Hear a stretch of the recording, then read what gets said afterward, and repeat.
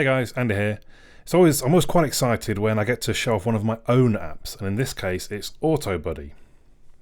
The idea of the app is really to kind of help you track maintenance and fuel ups and things you need to do to your vehicles, be they a car or a bike. So if we go into the garage, we get to have a look at some of the details for my car.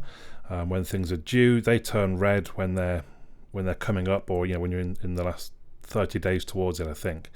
And what was I going to say? Yeah, they should change. The MOT is due the 18th of January.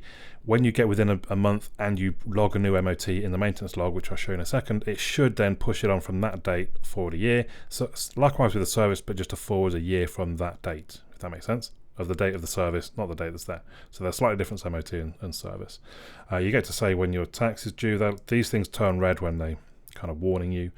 The average miles per gallon, so the mileage, the average miles per gallon, they're not entered here, they're calculated from things you enter.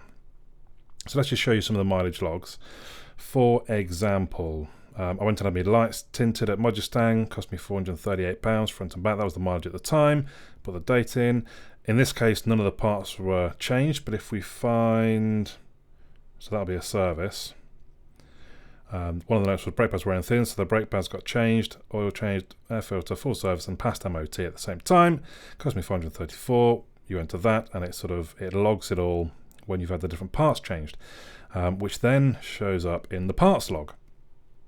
So there is a slight bug, unfortunately. I am just trying to decide whether I should just let people just enter mileage as and when. But at the moment, when you log a maintenance log and you put the mileage in, it sets that as the estimated mileage. If you then add fuel ups on top, it adds the miles on top. But unfortunately, there is a bit of a bug. So when I go back in and look at some of the logs, it's reset the mileage to what the logs were. So therefore, brake pads were done 0 miles ago. I mean, it's still, when I log a new fuel up and I put the correct mileage in, that'll be correct again. So it's not the end of the world. But you can see things like my brake discs were done 9,000 miles ago, the spark plugs 5,000 miles ago. You've also got the date in which they were done. So the brake discs were done in March 2015, spark plugs January 2016. So that's, I think that's quite helpful. You also get a to-do list.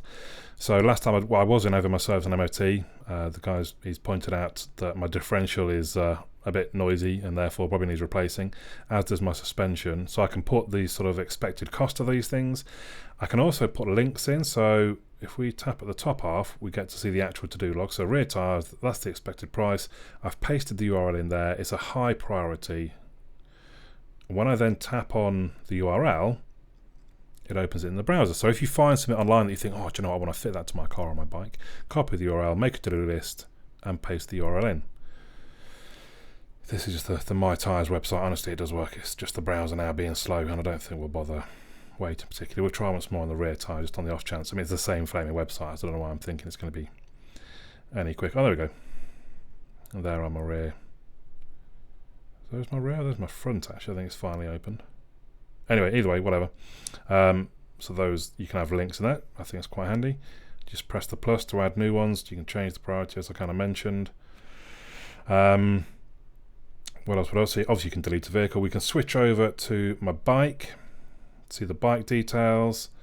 If we look at fueling, again you can see the details of each one. If we're going to add a new fueling, pop your details in, add fueling. It will add those miles onto the mileage of the vehicle. Oops, let's switch over to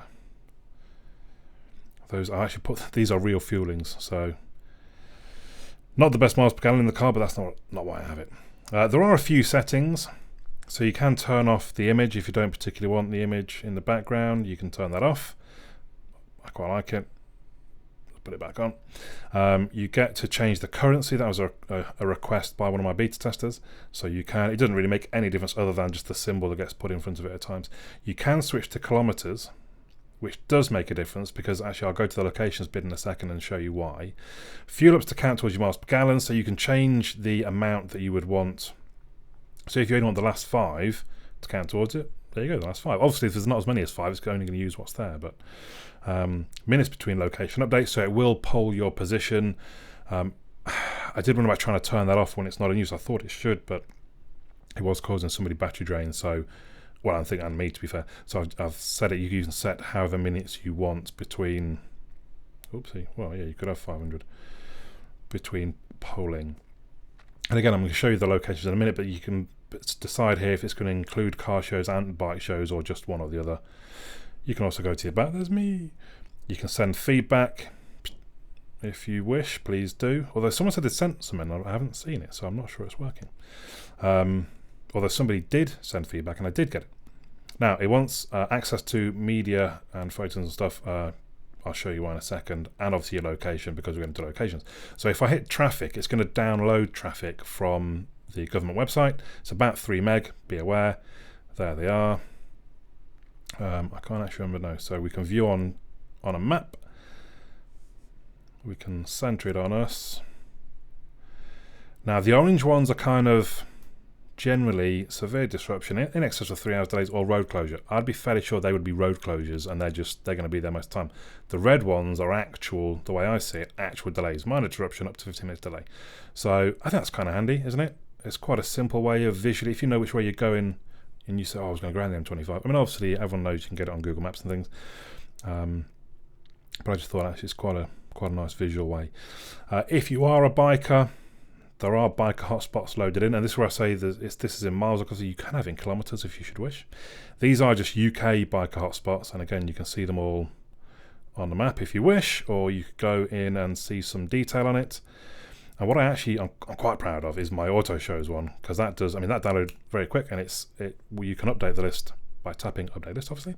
You can suggest a show in a similar way to the feedback if you've got a show that you want to have listed, and if you want to see some more detail.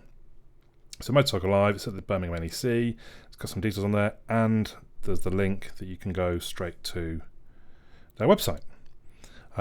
This bit, it was working at one point, I'm not quite sure how I broke it, but it was checking. That was more for sort of the biker hotspots. If you're out riding your bike, you want to know what the weather's like, where you're going.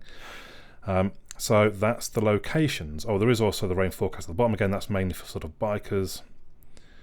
I don't think that's, well, it might rain at some point today, I suppose. It's looking quite bright and sunny at the moment.